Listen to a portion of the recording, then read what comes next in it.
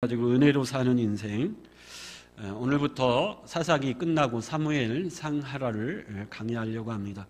어떤 목사님의 일평생 소원은 성경 66권을 다 강의하는 것, 그게 소원인 목사님이 있는데 저도 평생 66권을 다 강의하고 할 수 있을지 없을지 모르겠습니다. 사무엘 상하는 원래 한 권입니다. 히브리어 원문에 보면 상하로 나뉘어져 있고 한 권으로 되어 있는데 우리 한글 성경에는 분량이 너무 많으니까 상하로 나누어서 이렇게 성경을 구성해 나왔는데 원래는 한 권, 사무엘서라 그렇게 부릅니다. 사무엘서를 기록한 목적은 사사시대를 끝나고 어떻게 이스라엘 백성들이 왕이 통치하고 다스리는 왕정시대로 바뀌었는가를 보여주려는 목적이 있죠. 이스라엘에는 원래 왕이 없었습니다. 하나님이 이스라엘의 왕이 되셔서 하나님이 직접 통치하고 다스리는 신정국가가 이스라엘이죠. 근데 우리가 사사기 내내 살펴왔지만 이스라엘 백성들은 자기 소견에 옳은 대로 살았고 자기 소견에 옳은 대로 살고 싶었습니다. 그래도 우리도 이방 나라처럼 왕을 세워주십시오. 하나님이 왕이 아니라 인간 왕이 되어서 우리를 다스리고 통치하는 나라가 되기를 원합니다. 그래서 하나님이 이스라엘 백성들의 그 요구를 들으시고 원치 않으셨지만 이스라엘의 왕을 세워 왕정국가로 하나님이 만들어 가시는데 그 일에 가장 귀하게 쓰임받은 인물이 선지자 사무엘이죠. 사무엘은 이스라엘이 사사시대에서 왕정국가로 넘어가는데 아주 결정적인 역할을 하는 그런 인물입니다. 사무엘서, 사무엘 상하는 세 명의 중요한 인물의 중심이 되어 기록되어 있습니다. 사무엘 선지자, 이스라엘의 첫 번째 왕인 사울왕, 그리고 그 뒤를 이어 이스라엘의 두 번째 왕이 된 다윗왕, 사무엘, 사울, 다윗, 이런 세 중심이 인물이 되어 기록되었는데 그 중에 특별히 하나님 마음에 합한, 그래서 전무후무한 이스라엘의 위대한 성군이었던 다윗 왕이 그 내용의 핵심을 이루고 있다, 그렇게 말하고 있는데 오늘 그 첫 시간으로 이 말씀을 통해서 우리 사무엘서의 배경을 먼저 잠깐 살피기를 원하는데 사무엘서 1장을 볼 때 대부분의 성도들은 어디에 집중하냐면 한나가 아이를 낳지 못해서 정말 고통 가운데 서름 가운데 살았는데 하나님 앞에 간절히 눈물로 기도했더니 하나님이 아이를 주셨는데 그 아이가 사무엘이었다. 여기에 우리의 온 시선이 집중되어 있으니까 사무엘서 1장을 읽을 때 그 외의 내용은 전혀 보이지 않는 아쉬움이 있습니다. 한나가 간절히 기도해서 아이를 낳지 못하는 불임의 여성이었는데 아이를 낳았다. 이것도 굉장히 중요한 교훈이고 메시지죠. 이번 다니엘 기도에도 21일 동안 간절히 기도하면서 마지막 21일째는 기도에 응답받은 분들이 나와서 간증하는 간증의 시간인데 그 간증하러 나온 모든 분들의 공통적인 결론은 하나님은 여전히 살아계시고 우리의 기도에 반드시 응답하시는 하나님이라. 그것이 모든 간증자들의 한결같은 결론이었죠. 그래서 여러분, 우리도 우리 인생의 고백이 하나님은 살아계신 하나님이며 우리가 기도하는 것은 반드시 응답하시는 하나님이라. 그런 고백이 저와 여러분들의 고백이 될 수 있길 간절히 축원합니다. 근데 사무엘서 1장을 읽을 때 여기에만 시선을 고정시키면 다른 것은 보이지 않습니다. 사무엘서 1장에는 그것 말고도 하나님이 사무엘서 1장을 통해서 우리에게 하고 싶은 아주 중요한 메시지들이 있거든요. 근데 너무 한나의 기도에만 집중을 하니까 그런 메시지들이 보이지 않는 아쉬움이 있습니다.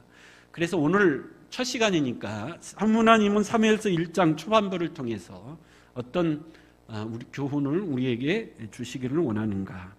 1장 1절에 보면 엘가나라고 하는 사람을 소개하고 있습니다. 한나의 남편이죠. 에브라임 산지에 살고 있는 사람 엘가나인데 특이하게 그의 4대 족보를 소개하고 있습니다. 그는 여로함의 아들이요, 엘리의 손자요, 도후의 증손이요, 숲의 현손이라. 여러분, 이 엘가나, 한나의 남편 엘가나라는 사람이 구체적으로 누구인지 밝히고 있지는 않습니다. 에브라임의 산지에 살고 있는 사람인데 그의 4대 족보, 할아버지, 중조할아버지, 고조할아버지, 그 다음 뭐라 부릅니까? 4대 족보를 소개하는 것으로 오늘 본문 끝내고 있습니다. 네, 역대상 6장 26절에 보면 이 엘가나의 아주 상세한 족보를 기록해 놓았어요. 역대상 6장 26절에 보면 엘가나로 말하면 그의 자손은 이러하니, 그리고 엘가나의 긴 족보가 역대상 6장에 나와 있는데, 근데 그 엘가나의 족보를 올라가다 보면 맨 끝에 누가 나오냐면 야곱의 12아들 중에 레위가 나옵니다. 레위의 후손이에요. 다시 말하면 엘가나는 무슨 지파죠? 하나님이 성전에 봉사하도록 구별해 놓은 레위 지파의 후손, 레위 지파라는 거죠. 그리고 37절, 38절에 보면 그의 조상 중에 고라라고 하는 사람이 등장합니다. 여러분, 고라가 왜 중요하죠?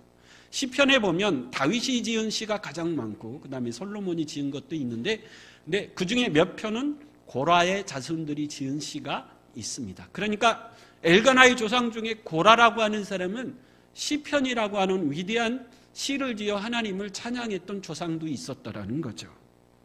그래서 역대하 6장 32절 33절 한번 볼까요? 32절 33절 시작. 주의 백성 이스라엘에 속하지 않는 이방인에게 대하여도 그들이 주의 큰 이름과 능한 손과 펴신 팔을 위하여 먼 지방에 와서 이 성전을 기도하거든. 33절. 죄송합니다. 제가 읽어드릴게요.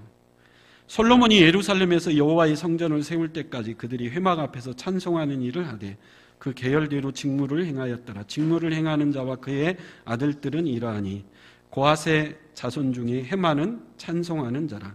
그는 요엘의 아들이요 요엘은 사무엘의 아들이라. 그러니까 고핫은 솔로몬이 지은 성전에서 여호와를 찬양하는 찬양대의 지휘자의 직분을 감당했던 사람입니다. 그러니까 엘가나는 레위 지파의 후손이요, 그 레위 지파의 후손 중에 성전에서 봉사하는 레위 지파였지만 특별히 하나님을 찬양하는 일에 귀하게 쓰임받은 자손의 후손이었다라는 거죠. 사무엘의 두 아들이 있었습니다. 요엘과 아비야가 있었는데, 여러분, 사무엘의 두 아들은 신앙적으로 좋았을까요? 나빴을까요?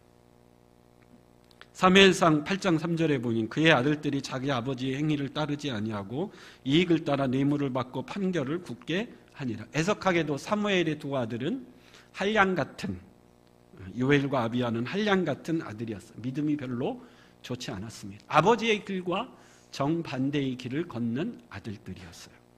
근데 한 세대를 건너뛰어 사무엘의 손자죠.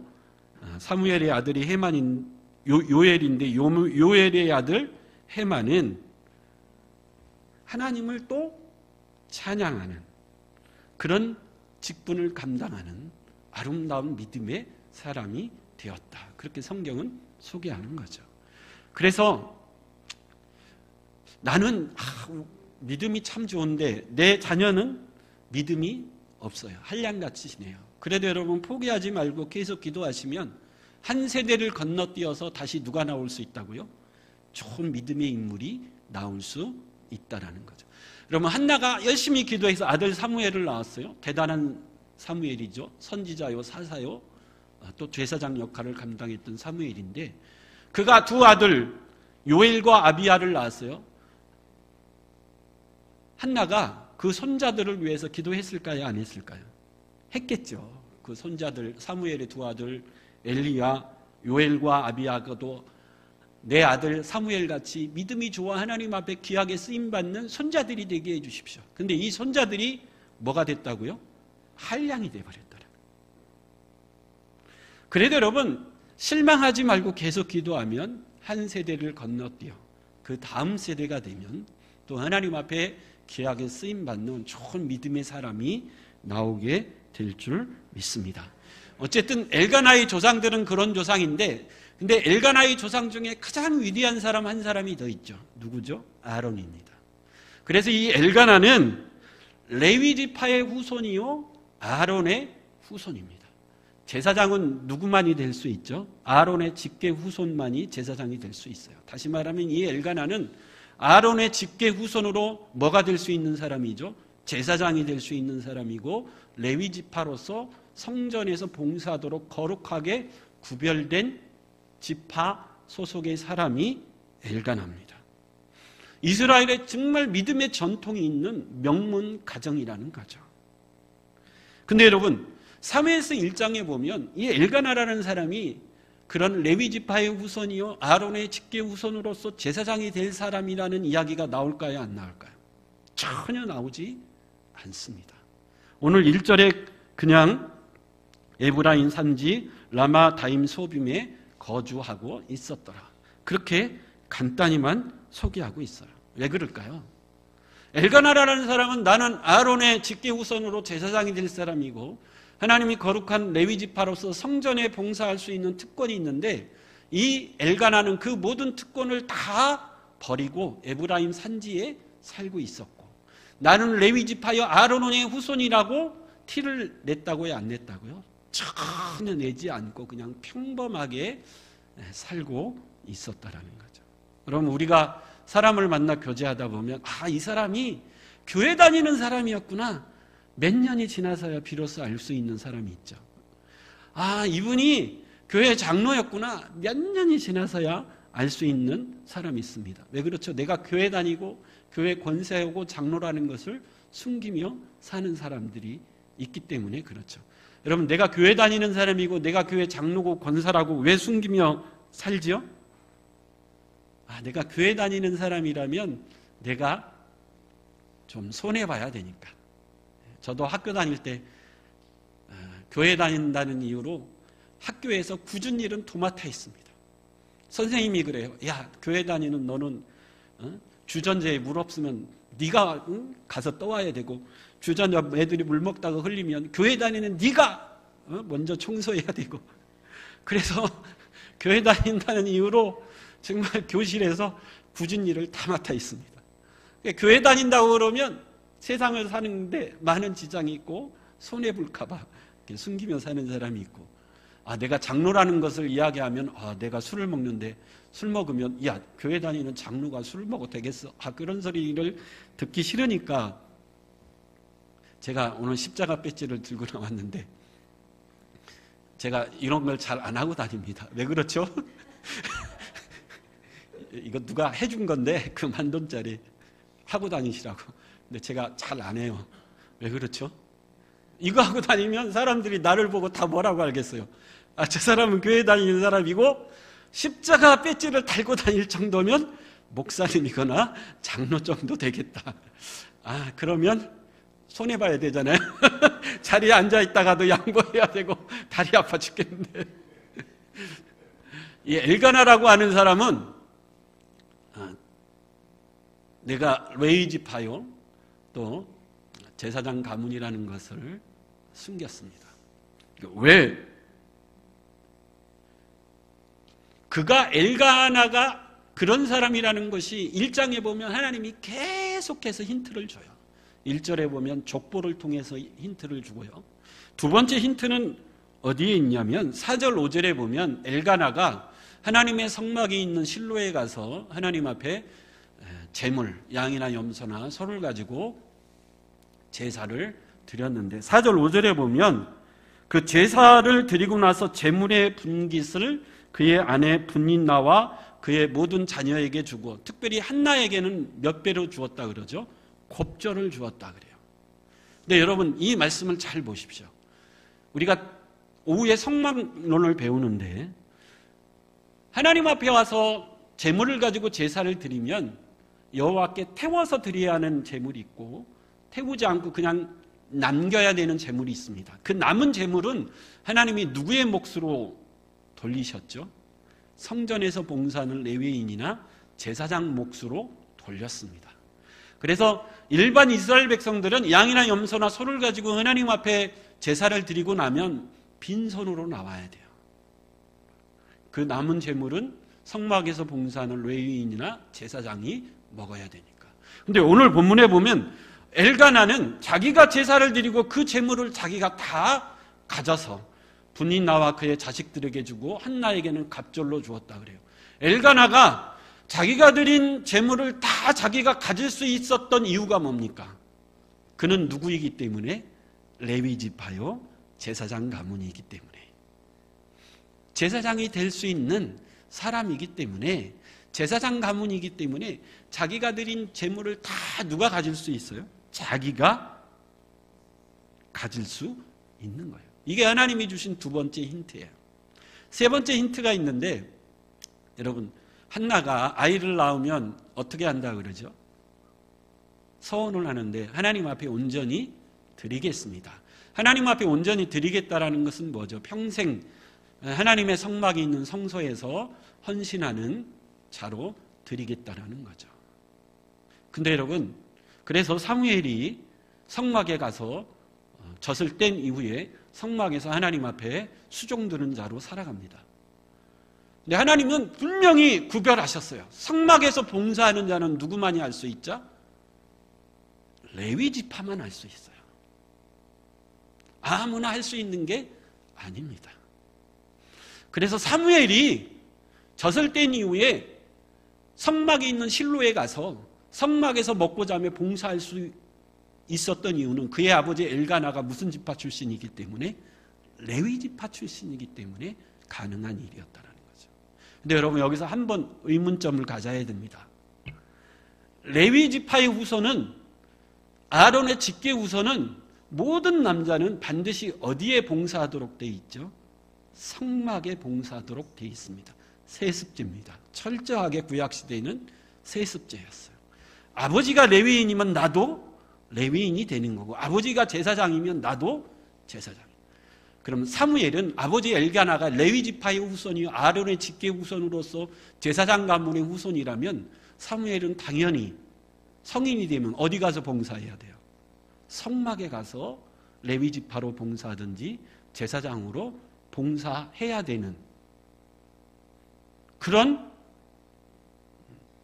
가문의 아들입니다. 특별히 한나가 헌신 안 해도, 그렇게 하나님 앞에 서원 안 해도, 이 엘가나의 아들 사무엘은 성인이 되면 성전에 가서 봉사하며 평생을 살아야 된 레위인입니다. 근데 한나가 그런데도 불구하고 굳이 그렇게 서원한 이유가 뭐죠? 내 남편 엘가나는 레위인이요 제사장 가문인데 그가 그 사명을 저버리고 에브라임 산지에 와서 농사 지으며 평범하게 살고 있기 때문에 그런 거예요. 내 남편 엘가나는 레위 지파의 아름다운 직분도 버리고 제사장 가문의 아름다운 직분도 다 버리고 이렇게 에브라임 산지에 와서 아무도 모르게 평범하게 농사 짓고 살고 있지만, 하나님 내 아들을 주시면 내 아들은 레위 지파여 제사장 가문의 후손이기 때문에 반드시 어디에 가서 평생 봉사하며 살겠다고요? 성전에 가서 평생 봉사하며 살도록 그렇게 하겠습니다.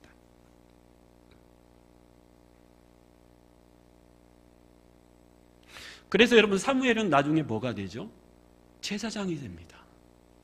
제사장은 하나님이 율법으로 아주 못 박았어요. 제사장은 누구만이 될 수 있다고요? 아론의 직계 후손만 될 수 있어요. 그래서 1절에 이 엘가나라는 사람이 에브라임 산지 라마나임 서빔에 살았다라는 것은 레위 지파의 아름다운 직분과 제사장 가문의 모든 사명을 다 버리고 이 산지에 와서 그냥 평범하게 살고 있었다라는 거죠.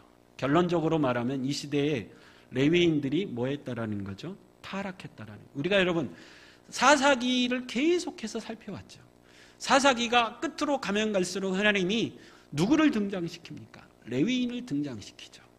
레위인을 등장시켜서 레위인들이 이렇게 타락했다. 여러분, 하나님이 구별한 레위인들이 타락하고 사무엘상에 등장하는 당시 제사장 엘리가 그 두 아들이 다 타락했다면 그 시대의 사람들은 더 이상 뭐 할 필요 없다고요? 볼 필요가 없다라는.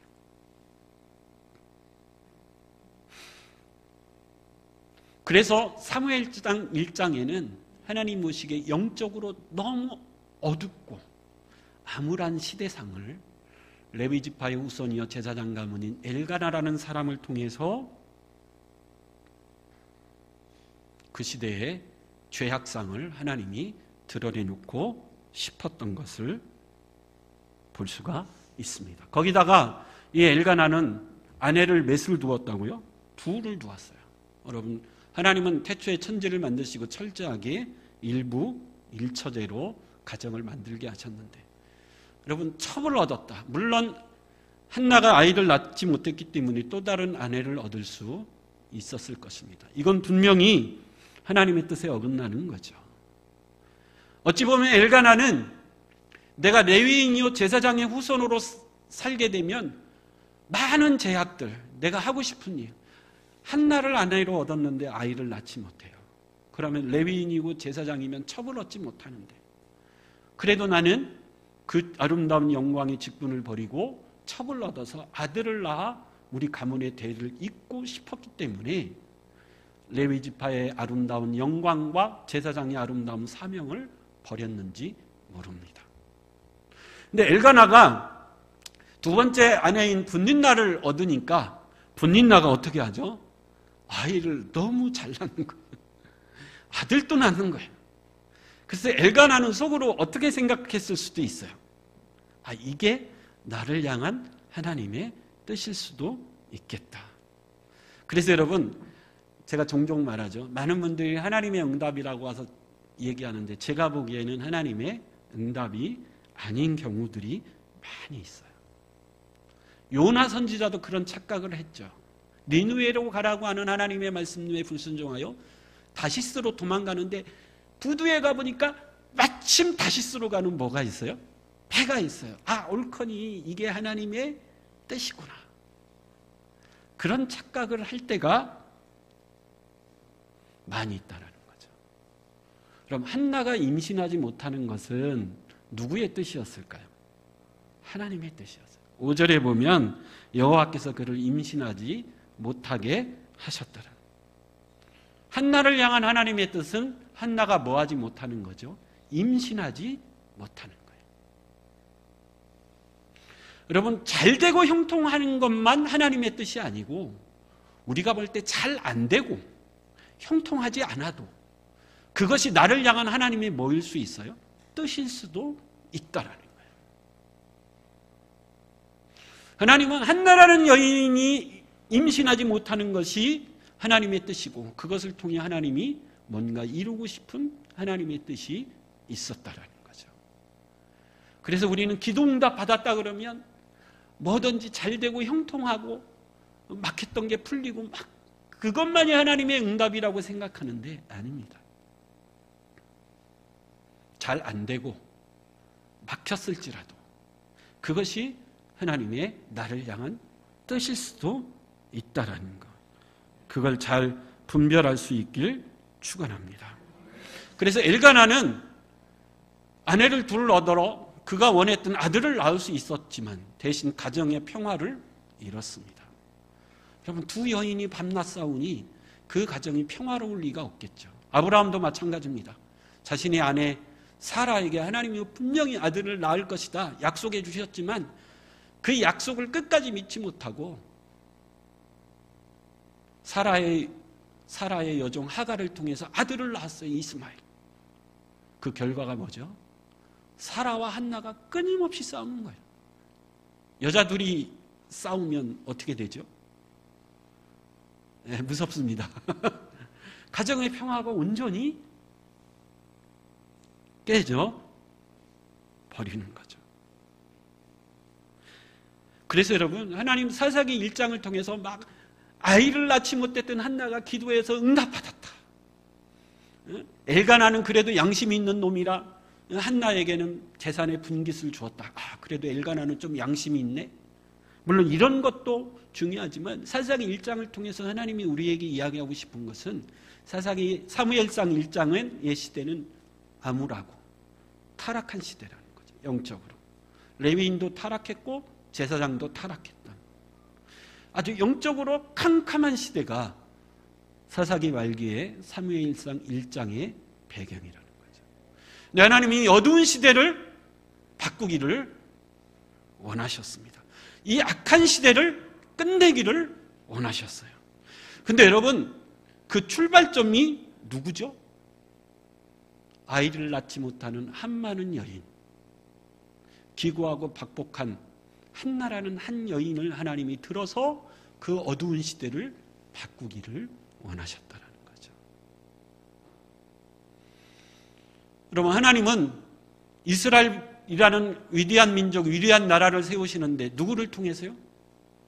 75살 나이가 들어 늙었지만 무죄한, 자식이 없는 아브라함이라는 사람을 불러서 이스라엘이라는 위대한 하나님의 나라, 하나님의 백성을 만들기를 원하셨다라는 거죠.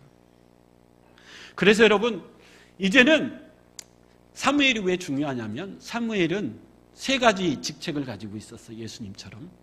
사무엘은 사사였습니다. 마지막 사사였어요. 사울 왕이 이스라엘의 첫 번째 왕이 되니까 사무엘은 마지막 사사였고, 그 다음에 최초의 선지자였어요. 물론 모세도 선지자라고 하지만 그러나 본격적인 최초의 선지자는 사무엘부터입니다. 그리고 제사장이었어요. 하나님 앞에 제사를 드리는 제사장 역할, 이 세 가지 역할을 감당했던 사무엘입니다.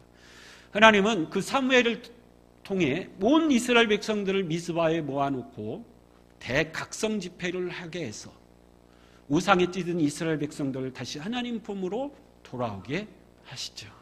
그 위대한 일을 누구부터 시작한다고요?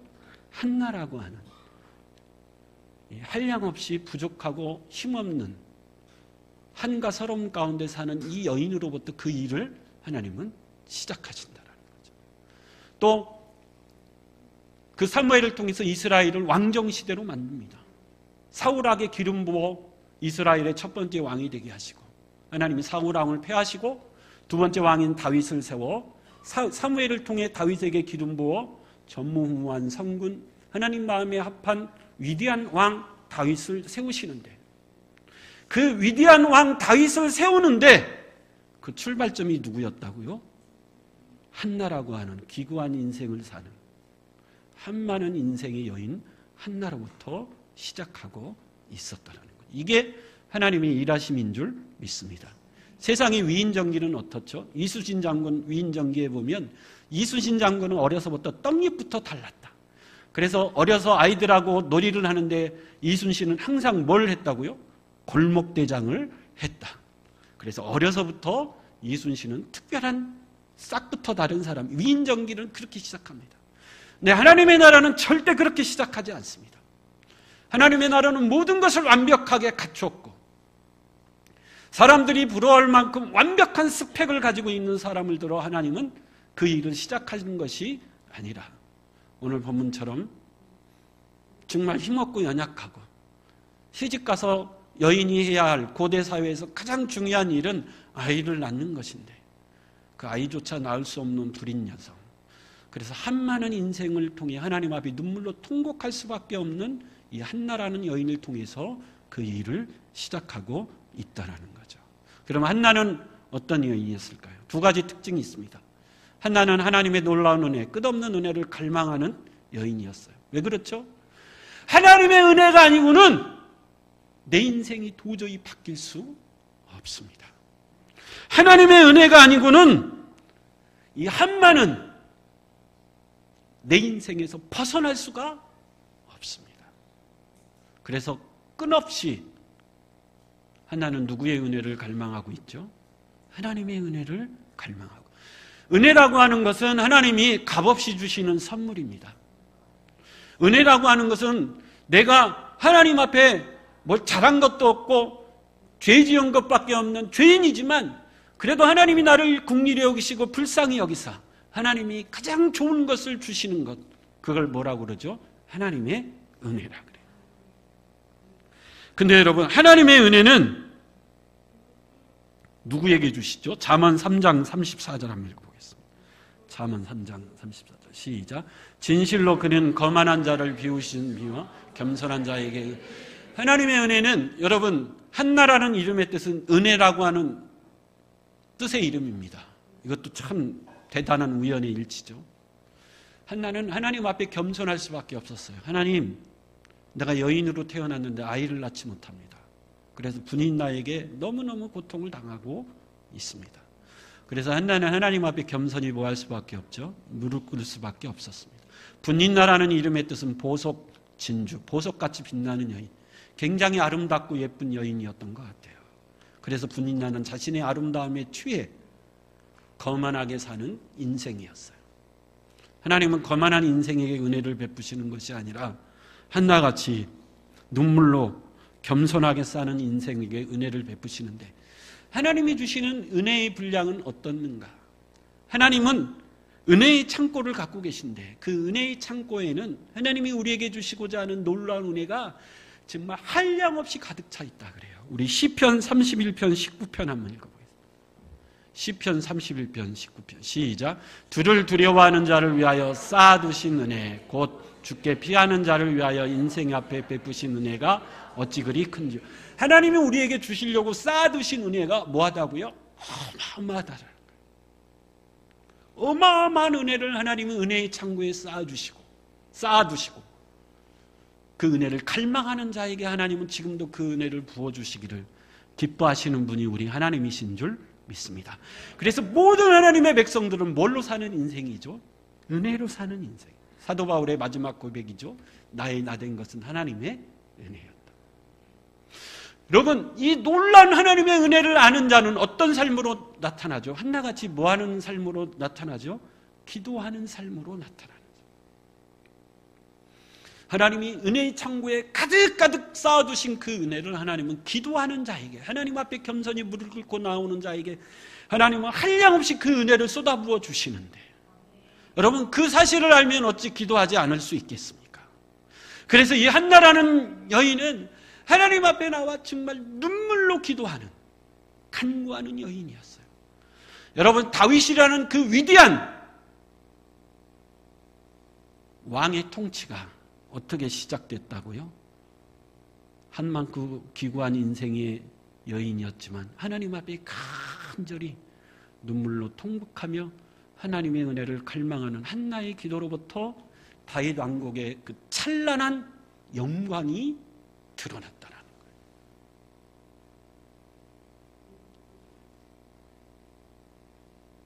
히브리서 4장 16절 한번 읽어보겠습니다. 히브리서 4장 시작. 그러므로 우리는 긍휼하심을 받고 때를 따라 덮는 은혜를 얻기 위하여 은혜의 보좌 앞에 담대히 나아갈 것이니라.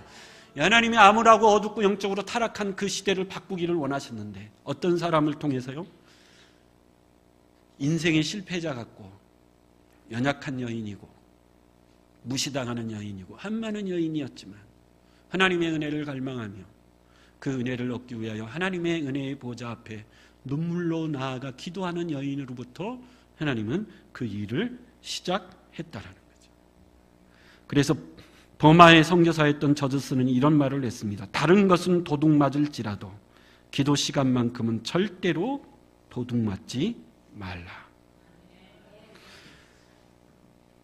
여러분, 사무엘서는 계속 비교됩니다. 한나와 분인나, 사무엘 제사장과 엘리 제사장, 다윗 왕과 사울 왕. 이 비교되는 대상의 특징은 뭐죠? 승리했던 사람들의 특징, 한나, 사무엘, 다윗. 이 세 사람의 특징은 하나님 앞에 온전히 무릎 꿇고 나와서 겸손히 하나님의 은혜를 갈망하는 기도의 사람이었다라는 것, 여러분 기억할 필요가 있습니다.